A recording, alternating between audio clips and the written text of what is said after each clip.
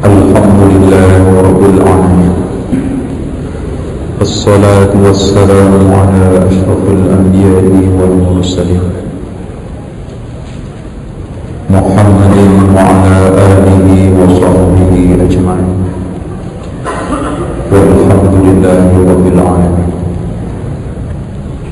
Ikhwas sekalian, kita lanjutkan sisa makalah yang masih belum terbahas. Perintah untuk tetap tegar di atas sunnah dan larangan berbuat bid'ah dalam agama.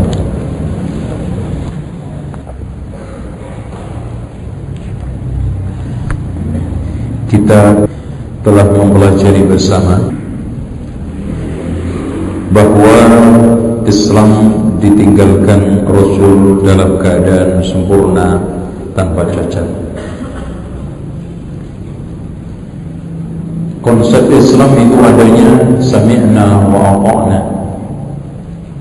Islam bukan butuh akal-akalan dan juga bukan butuh ide-ide, tapi Islam butuh ketundukan dan penyerahan. Maka sulit untuk menjadi muslim yang sempurna kalau tidak memiliki sifat ketundukan dan penyerahan totalitas kepada konsep, apalagi ngarang, ngipul, membuat ide yang sifatnya bukan ijtihad tapi kreasi syariat. Oleh karena itu, hadirin sekalian, Islam sangat mencintai ketundukan dan sangat benci penolakan. Sehingga sering saya gambarkan beragama itu persis kita berobat ke dokter.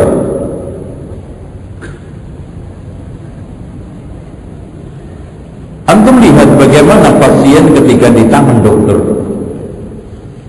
Apa yang menjadi saran dokter ditaati.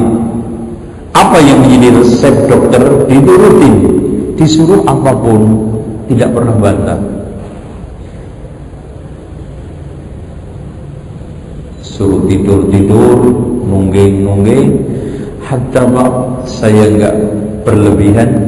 Kalau seandainya ada dokter nakal, tai kambing pringgilan dicet, disuruh minum, diminum.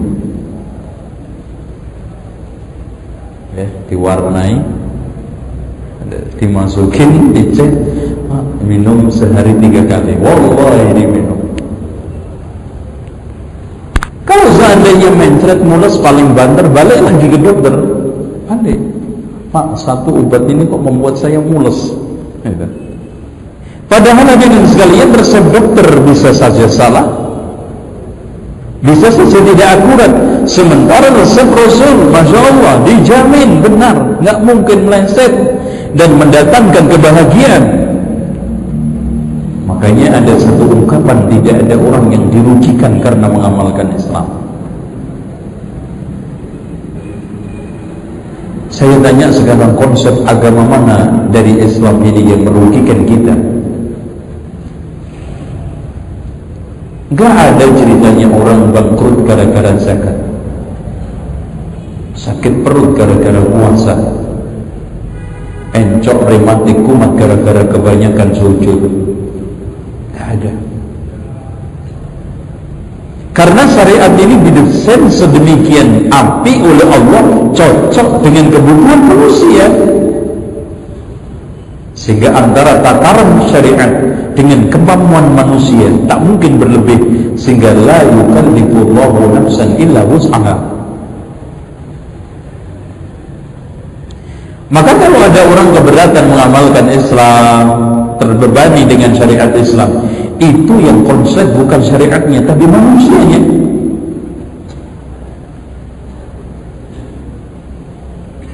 Yang konsep manusianya bukan syariatnya. Karena sepanjang ribuan bahkan berabad-abad Islam diamalkan oleh Rasul, Islam diamalkan sahabat, tak ada masalah. Kok sekarang baru ada gejolak permasalahan karena negain syariat? Yang konslet siapanya? Mas, Islam ini sudah beratus-ratus diamalkan, diterapkan tanpa ada keluhan. Kok tiba-tiba sekarang dengan isu penegakan syariat orang banyak menggulirkan berita-berita miring? Yang konslet ini siapanya? La yukallifullahu nafsan illa wus'aha. Dengan demikian, kalau seandainya kita mengamalkan Islam dan berobat rohani ke Rasul, tunduk dan penyerahan kita seperti ketundukan dan penyerahan sami'na wa ta'na kita kepada dokter, agak sedikit mendingan. Cuma ya ikhwan, banyak orang yang sakit badan kagak betah sehari, sakit rohani betah bertahun-tahun gak pernah diobati. Banyak orang yang taat kepada dokter spesial, tapi gak pernah ada yang taat kepada yang spesial rohani. Ya ikhwan, yang aneh orang berbicara resep Islam seenaknya. Wallahi, kalau seandainya dia menjadi dokter disuruh praktek gak sanggup dan gak berani karena gak ahli. Tapi dengan enak dan gampang orang bicara tentang Islam gak ahli. Berani suruh nurunin mesin mobil kalau gak ahli, bisa turun, gak bisa naik lagi. Tapi dengan enaknya, dengan gampangnya, gak punya keahlian sama sekali berbicara tentang Islam. Na'udzubillah min dzalik. Bukankah ilmu Islam, bukankah syariat aula lebih berhak untuk kita hati-hati di dalam menerapkan daripada ilmu kedokteran? Salah dalam ilmu kedokteran paling banter mati yang minum obat. Salah dalam memberikan konsep Islam menyebabkan matinya syariat, rusaknya umat, sesatnya masyarakat. Tapi wallahi ikhwan, sekarang Ruwaibidah banyak menguasai kita. Yang dikatakan oleh Rasulullah SAW di dalam hadis yang sahih, dikeluarkan oleh Ibnu Majah di dalam sunannya. Rasulullah SAW bersabda, sayati 'ala nasi zamanun, akan datang pada manusia zaman, yukadzabu shadiq wa yusaddaqul kadhib, wa yukhawwanu fiha al-amin wa yutamanu fiha al-kha'in, wa yantiqu fihi ar-ruwaibidah. Akan datang suatu zaman orang jujur didustakan, orang pendusta dikatakan jujur, orang yang pengkhianat dikatakan amanah, orang yang amanah dikatakan pengkhianat. Dan pada saat itu Ruwaibidah menguasai opini. Wakila Ruwaibidah, ditanya siapa yang dimaksud dengan Ruwaibidah, Rasulullah sallallahu alaihi wasallam menjawab, ar-rajulu tafi yatakallamu fi amril amam, orang yang kerdil ilmunya sok bicara masalah agama. Bahkan ya ikhwan, sekarang ini untuk menjadi dai dan ustaz tidak perlu kitab dan tidak perlu belajar, dibentuk memang. Coba pernah ada satu cerita, seorang kiai besar di Indonesia, haji, dikasih hadiah kitab salah seorang talib yang belajar di Madinah. Ustaz, ini kitab bagus Ustaz untuk dakwah. Apa tanggapannya? Adem dingin. Dan dia mengatakan perkataan yang kalau seandainya ditimbang dengan timbang akhirat nanti akan melonjak karena beratnya ucapan itu. Apa ngomong? Di Indonesia itu dakwah nggak perlu kitab deh. Yang penting seger, lucu, dan bisa membuat nangis jamaah. Itu iman lucu nangis, udah selesai. Jadi orang sekarang untuk bisa nangis saja ngundang ustaz sampai jutaan dananya. Ini menunjukkan bahwa manusia sekarang krisis kebahagiaan. Nangis saja pakai manajemen, karena memang sudah kelebihan duit, hati keras. Sementara orang miskin gak ngaji aja nangis terus tiap hari, bahkan bayar nangis kan. Itu seger alias lawak. Bahkan kalau bisa ustaz itu nyanyi kiwil, matukul. seger, lucu, menangis. Kenapa hadirin sekalian? Apalagi dai-dai televisi Ruwaibidah Super, mereka tidak sama sekali punya bekal ilmu dan tidak pernah punya latar belakang ilmu dan tidak pernah ada keinginan untuk meningkatkan ilmu. Buktinya nggak ada kajian, nggak ada ngaji. Kenapa? Karena untuk jadi ustaz di televisi modalnya syaratnya cuma 4. 1, ganteng. Kalau antum, makanya saya pernah ditanya sama jamaah di Batam, akhwat tanya, Ustaz, kenapa Ustaz Salafiyin gak ada yang masuk televisi? Saya jawab sederhana, gampang, mudah. Jenggotnya gak muat di layar televisi, gak akan menarik. Nanti syuting ke atas, jenggotnya gak kena, dikenain jenggot atasnya gak kena. Susah masuk layar televisi. Jadi dengan simbol itu aja sudah susah. Sementara yang lainnya klemis, ganteng. Antum lihat, semua ustaz televisi setengah artis. Makanya ada istilah ustaz setengah artis, artis setengah ustaz. Yang kedua, bisa diajak jualan. Bisa diajak jualan. Kalau ustaz nggak bisa dijual, repot. Nggak bisa masuk televisi. Dan yang ketiga, pintar melender ayat. Dan yang keempatnya, pintar bersilat lidah. Ngomongnya enak, dan selesai. Dan yang dibahas mas, materi di televisi tidak ada jauh dengan gereja Islam. Antum lihat materi yang disampaikan di televisi, materi gereja. Sehingga kalau seandainya ustaz ceramah di gereja nggak pernah ada masalah, pendeta juga ceramah di ini nggak ada masalah. Antum lihat materinya, muter-muter dari tahun ke tahun, dari ceramah ke ceramah, sabar syukur, musibah, setelah itu infak sedekah, 3 sayang. Ya paling banter pembahasannya kasih sayang dan pengampunan. Kasih sayang, pengampunan, syukur, sabar, musibah, bagaimana cara menghadapinya, dan yang terakhir infak sedekah. Gak jauh dari itu.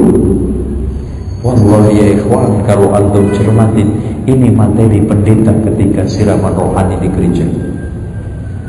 Mereka yang dibahas sumbangan ke gereja, kasih sayang, tobat, dilus kepalanya, rontok dosa, pulang ngaji terus. Udah. Gak pernah mau membahas dosa apa itu, kenapa mereka berbuat dosa, bagaimana kita sekarang menyikapi dosa itu, gak pernah. Sekarang mau berbuat dosa apa saja terserah, yang penting rutin datang ke sini, pegang kepalanya, dosanya rontok, selesai. Makanya mas, diminatin semua orang. Koruptor nggak pernah kesinggung korupsinya, pelacur nggak pernah disinggung pelacurannya, penjudi nggak pernah disinggung judinya. Coba ngaji di sini, susah. Makanya dikatakan, wah ini loh dai persuasif, sejuk, damai, dan bisa diterima semua kalangan masyarakat, sampai termasuk non muslim. Subhanallah. Dia tidak pernah mencoba untuk menengok sejarah dakwahnya Rasulullah. Apakah Rasulullah di dalam berdakwahnya sayang-sayangan dengan non muslim?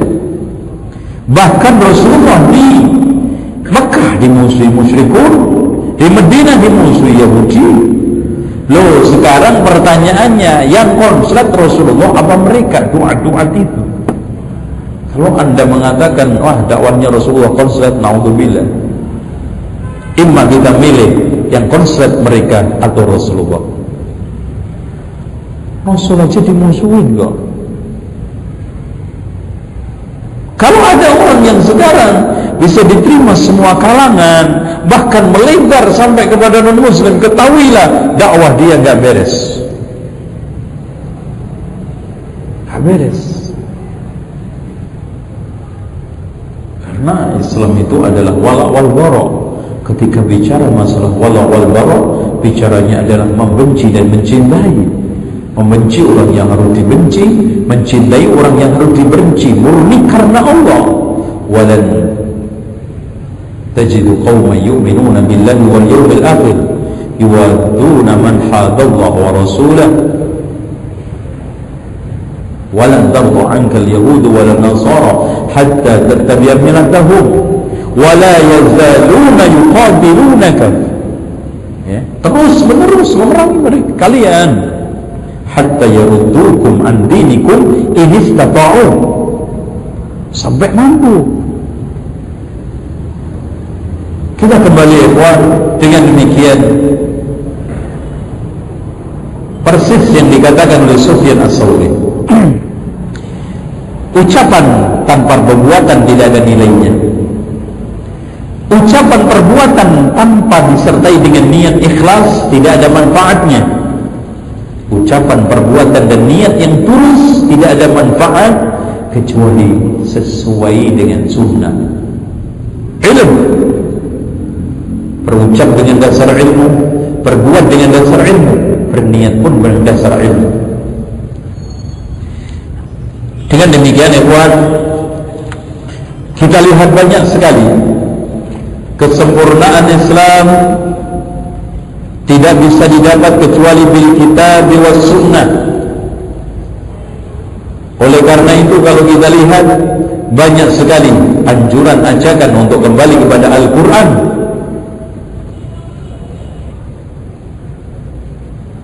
Di dalam firman Allah, wa makhtalaftum fihi min syai'in fa hukmuhu ila Allah. Apa-apa yang kalian perselisihkan maka hukumnya kembali kepada Allah. Fa in tanaza'tum fi syai'in farudduhu ila Allah wa Rasul. Dengan demikian, kalau sebagai seorang muslim tidak kembali kepada Al-Kitab wa Sunnah, tidak mendapatkan kesempurnaan dalam beragama, maka sulit mas kita mencari kesempurnaan beragama tanpa mempelajari Quran dan Sunnah. Karena Quran itu bisa diterapkan, Sunnah bisa diterapkan, diawali dengan mempelajari. Susah untuk tidak melalui proses ta'lim.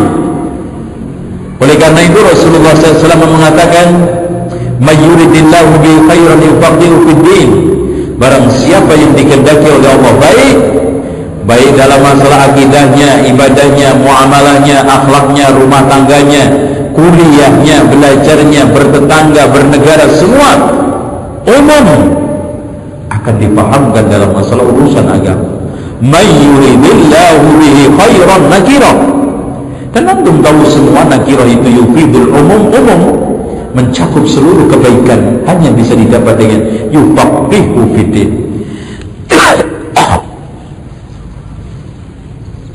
Maka kalau kita lihat orang Islam enggan belajar, menjauh dari ilmu, susah untuk menjadi Islam yang baik. Makna udkhulu bisilmi kafatan dengan apa? Dengan demo, orasi, dengan menggelar spanduk tegakkan syariat, tidak, dengan ta'lim. Makanya tidaklah salah apa yang dikatakan Sayyid Qutb, semua harakah dan gerakan dakwah akan berakhir di tempat salah memulainya. Saya pernah dialog sama Hizbut Tahrir tentang penegakan khilafah, karena pengumuman tentang masalah seminar penegakan khilafah saya sembunyikan. Dia tanya, kenapa Ustaz sembunyikan pamflet Hizbut Tahrir? Karena ente gak izin masjid. Masjid ini milik Allah, siapa aja boleh. Enggak bisa, ada aturannya. Ente ngadain di gedung Bung Karno pakai izin enggak? Dan yang kedua yang sesat, anak katakan, sesatnya di mana? Baru melotot dia. Saya katakan, sekarang antum mau menegakkan khilafah, tujuannya apa? Untuk mengayomi syariat. Syariat mana yang antum mau tegakkan? Bingung, gak bisa jawab.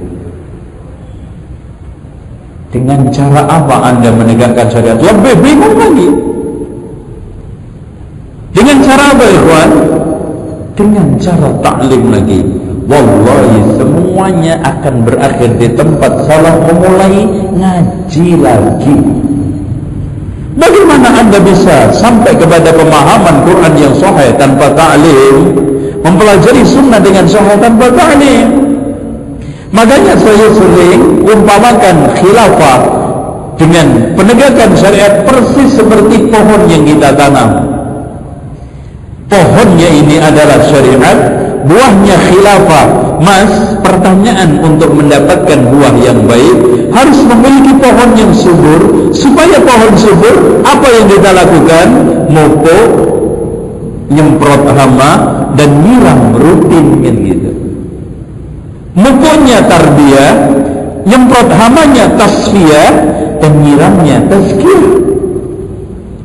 Makanya tidak ada cara dakwah penegakan syariat yang bagus seperti yang telah ditegakkan Syekh Nasruddin Al-Albani dan ulama-ulama salaf yang lainnya, tasfiyah wa tarbiyah. Mas, saya tanya, apa manfaatnya bicara buah apel kalau kau nggak mau nanam?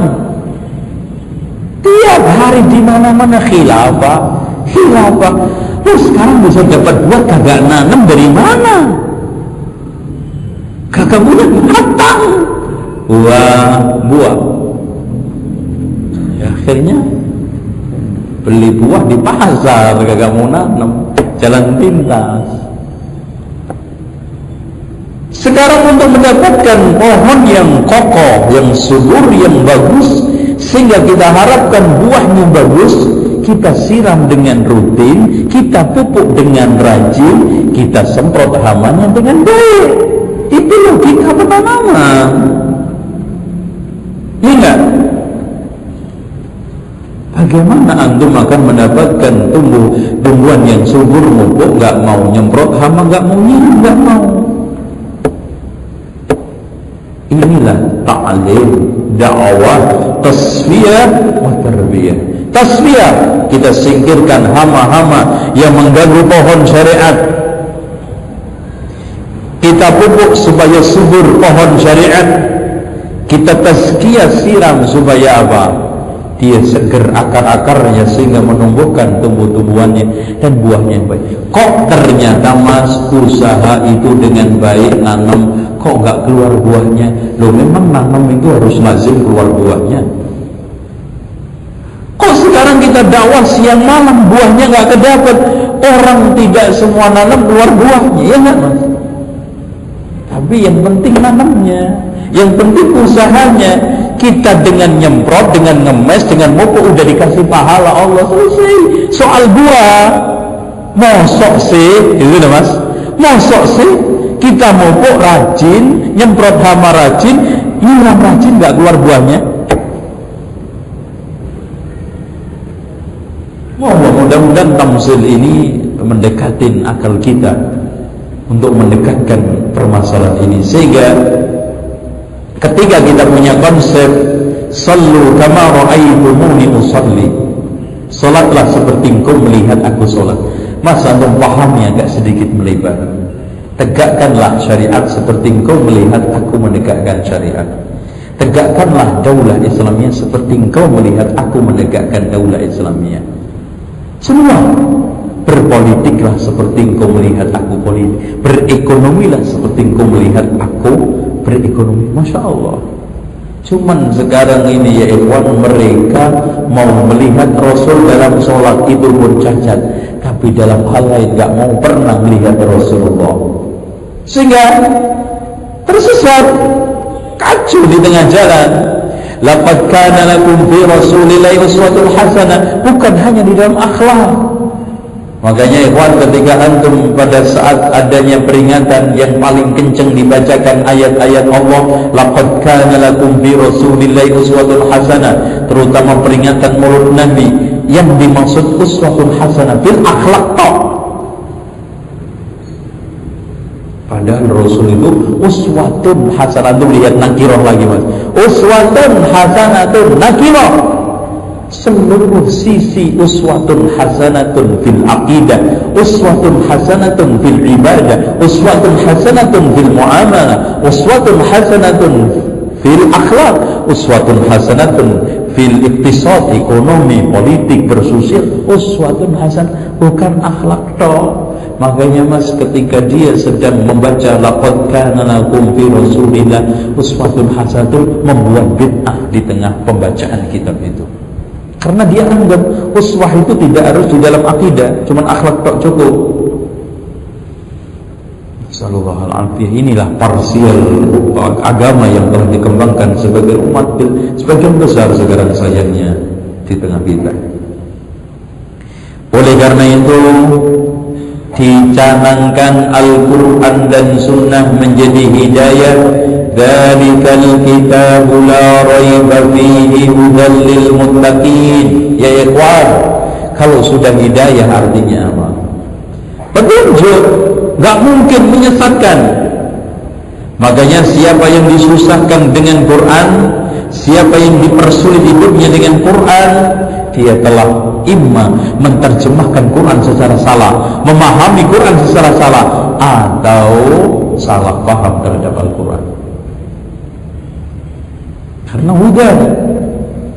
Kita melihat dalam surat Taha, qala biqa minha jami'an ba'dukum li ba'din adu fa imma ya'tiyannakum minni hudan faman ittaba'a hudaya fala yadillu wa la yashqa. Fala yadillu wa la yashqa. Dalam surat Taha juga sama. Ma anzalna ilaikal qur'ana litashqa. Saya tidak menurunkan Quran kepada Muhammad supaya kamu celaka. Gak mungkin ya ikhwan, Quran yang indah mencelakakan umat. Subhanallah. Sekarang ada anggapan orang yang kembali kepada Alkitab wa Sunnah hidupnya jadi susah. Orang itu kalau beragama Islam dengan baik hidupnya jadi sulit. Subhanallah. Bagaimana pemahaman seperti itu bisa berkembang? Padahal selama hidupnya Rasulullah menjadi petunjuk dan tidak pernah gagal. Selama pemerintah Khulafaur Rasyidun menjadi cuklak, undang-undang dasarnya tidak pernah mengalami konflik dan juga ketimpangan. Zaman A'immatus Sunnah, tabi'in menggunakan Quran Sunnah, gak pernah kesulitan. Kok sekarang tiba-tiba kesandung dengan Quran, kesandung dengan Sunnah, tidak puas dengan Alkitab wa Sunnah, butuh ilmu lain. Wallahi ya ikhwan, persis yang dikatakan surah Taha, fala yadillu wa la yashqa. Berarti siapa yang keluar dari hidayah, yadillu wa yashqa, celaka sama sesat. Makanya Allah berfirman, huwallazi arsala rasulahu bil huda. Apa huda? Al-ilmu nafi', ilmu yang bermanfaat. Dari mana ilmu bermanfaat? Dari Quran Sunnah. Huwallazi arsala rasulahu bil huda wa dinil haq, amal saleh, liyudhhirahu 'ala ad-din kullihi walau karihal kafirun. Menang. Kalau umat Islam sudah menghiasi hidupnya dengan ilmu yang bermanfaat, amal saleh, menang. Al-Islamu ya'lu, gak mungkin dikalahkan. Tapi kenapa ya ikhwan sekarang umat Islam dalam keterhinaan yang mentok, dalam keterpurukan yang sangat dalam, umat gusah, umat seperti sampah banjir, umat yang tidak disegani oleh umat lain, umat yang rongsokan, tidak ada nilainya karena jauh dari Islam. Seperti yang dikatakan oleh Umar bin Khattab, kami kaum yang hina dijayakan oleh Allah dengan Islam. Siapa yang mencari kejayaan selain Islam, Allah akan hinakan. Maka yang ditegaskan dalam hadis yang diriwayatkan oleh Imam Ahmad dan Abu Dawud di dalam sunannya, yushiku an tada'a alaikumul umam kama tada'al akalatu ila qas'atiha aw min qillatin nahnu yawma idin ya Rasulullah. Qala la bal antum kathirun walakinnakum ghuthawun kahulai sayl. Thumma la yanzi'anna Allah ta'ala min suduri aduwikumul mahabah wa la yaqdhifanna Allah ta'ala fi qulubikumul wahna wa qala qailun wa mal wahnu ya Rasulullah qala hubbud dunya wa karahiyatul maut. Umat akan meroyok kalian seperti orang royokan makanan dari tempatnya. Ya, ekonominya buat royokan, negaranya, wilayahnya, pasirnya, kayunya, minyaknya, semua buat royokan. Apakah ketika itu kita jumlahnya sedikit? Katanya Rasulullah, enggak. Kalian ketika itu jumlahnya banyak, tapi seperti sampah banjir. Mas, ciri-ciri sampah banjir, pemulung aja enggak minat. Padahal pemulung itu tukang nyari sampah. Enggak minat. Bagaimana minat? Sandal jepit sama kapok dalam sama rumput bulat di apa namanya pohon, ngambilnya susah, diambil pun jebol, kan gak bermanfaat, dan rata-rata udah kusut. Gak minat. Apalagi sekarang negara maju, Amerika takut Indonesia, bohong. Takut kehilangan kepentingan ekonomi, betul. Ya, takut murni gak ada yang ditakutin. Apa yang ditakutin? Umat yang sudah sama-sama maksiat. Wallahi ya ikhwan, kalau antum sejajarkan sebagian kaum muslimin dengan non-muslim sama dalam soal maksiatnya, kufurnya, syiriknya, sama. Makanya Umar bin Khattab pesan kepada Sa'ad bin Abi Waqqas ketika dikirim ke Qadisiyah, wahai Sa'ad, aku pesan kepadamu, bertakwalah kepada Allah, jauhi maksiat, karena aku lebih takut pasukanmu terjatuh dikalahkan maksiat daripada dikalahkan musuh Allah. Kalah dengan maksiat mati sangit, kalah dengan musuh Allah mati syahid. Ya enggak mas? Antum berang kalah ditembak musuh, mati apa? Mulia, syahid. Kalah dengan maksiat mati apa? Su'ul khatimah. Subhanallah, hamdika asyhadu an la ilaha illa anta astaghfiruka wa atubu ilaik. Wassalamualaikum warahmatullahi wabarakatuh.